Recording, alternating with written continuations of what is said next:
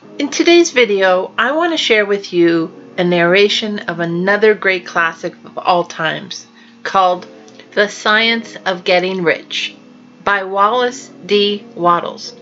Another great classic. Hola everyone, it's Miss B Money here from Crypto Connections. Welcome back and a warm hello to those of you who are new here. If you are new here, it would really mean the world to me if you click on the subscribe button below and become part of our community. And be sure to also click on the notification bell to be notified of my latest uploads.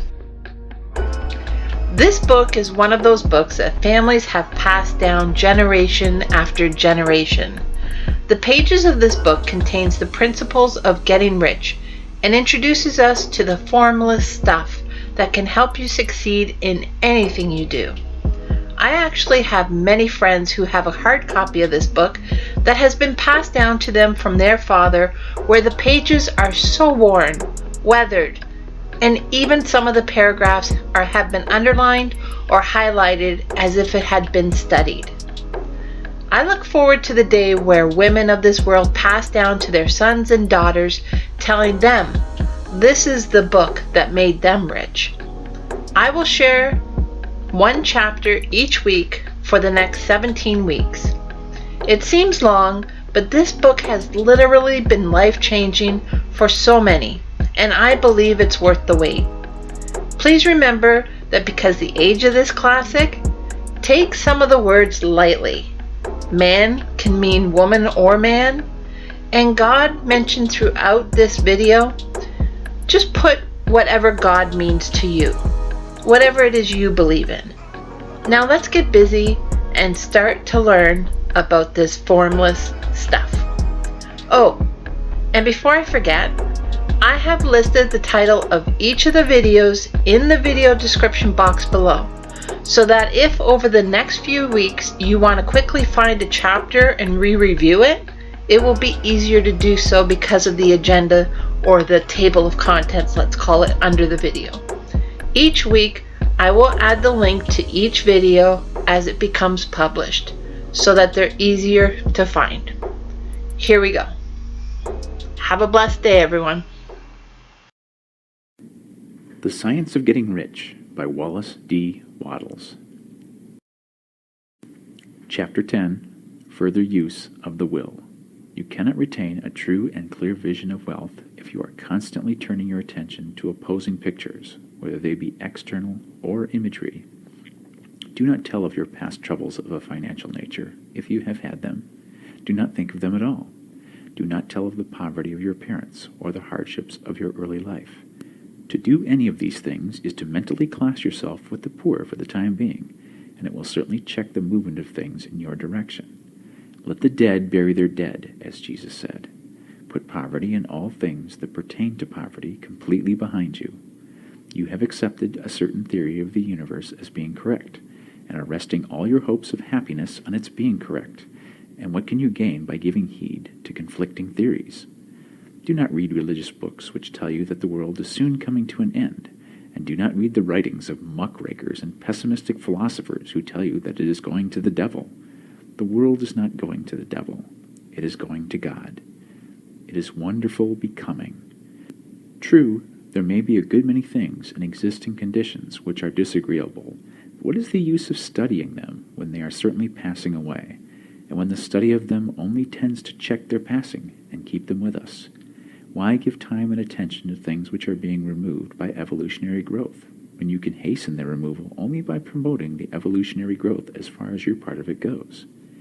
No matter how horrible in seeming may be the conditions in certain countries, sections, or places, you waste your time and destroy your own chances by considering them. You should interest yourself in the world's becoming rich.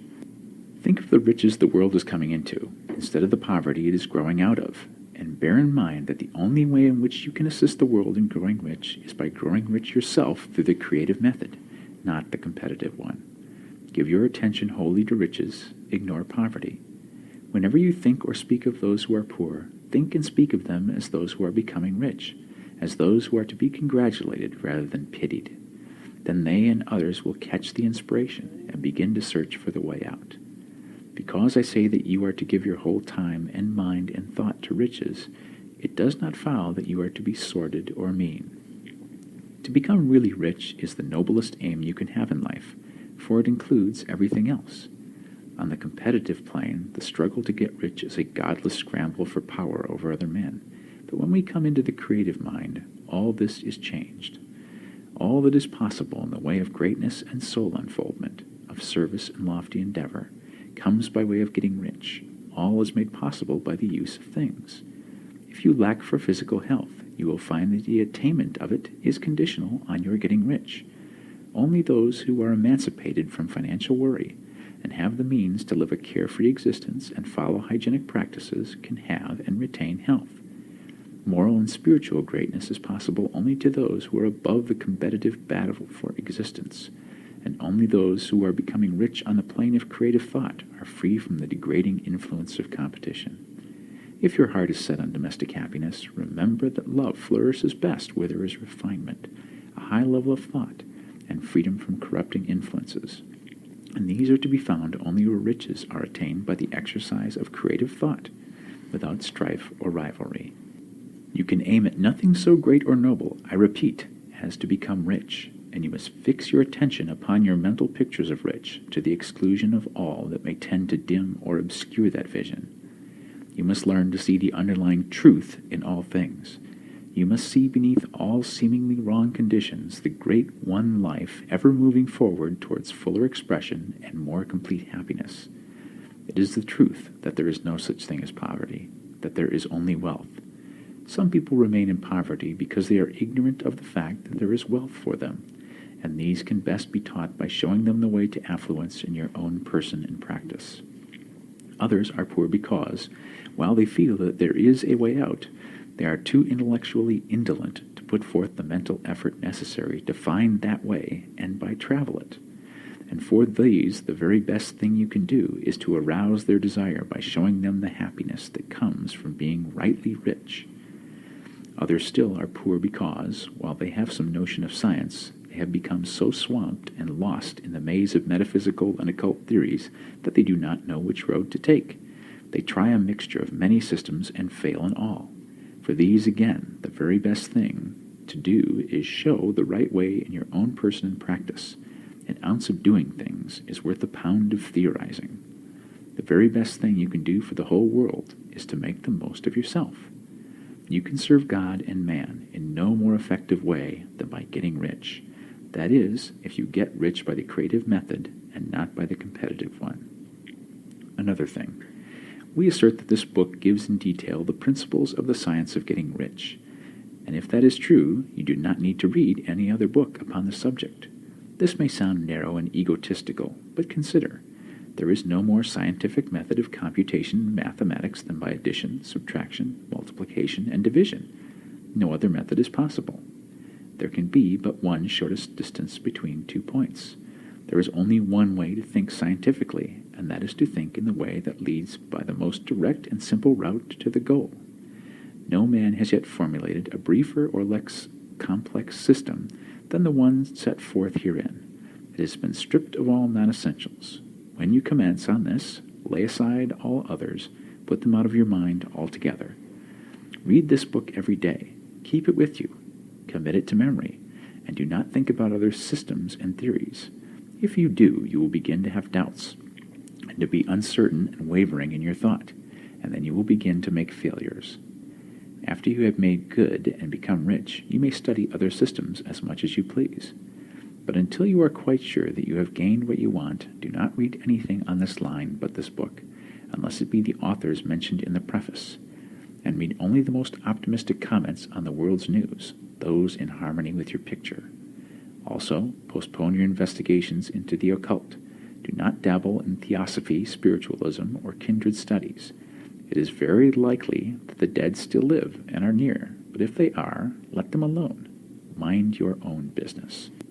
Wherever the spirits of the dead may be, they have their own work to do, and their own problems to solve, and we have no right to interfere with them. We cannot help them, and it is very doubtful whether they can help us, or whether we have any right to trespass upon their time if they can.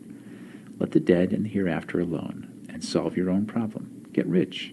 If you begin to mix with the occult, you will start mental cross-currents, which will surely bring your hopes to shipwreck. Now, this and the preceding chapters have brought us to the following statement of basic facts.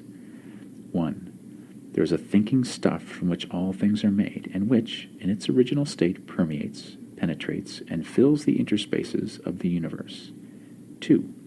A thought in this substance produces the thing that is imaged by the thought. 3. Man can form things in his thoughts, and, by impressing his thought upon formless substance, can cause the thing he thinks about to be created. 4. In order to do this, man must pass from the competitive to the creative mind. He must form a clear mental picture of the things he wants, and hold this picture in his thoughts with the fixed purpose to get what he wants, and the unwavering faith that he does get what he wants, closing his mind against all that may tend to shake his purpose, dim his vision, or quench his faith. And in addition to all of this, we shall see now that he must live and act in a certain way. That's it for today's video. Hope you enjoyed, and if you did, please be sure to hit the thumbs up and leave a comment. It really helps to grow the channel. Have a blessed day, everyone, and until next time, hasta luego.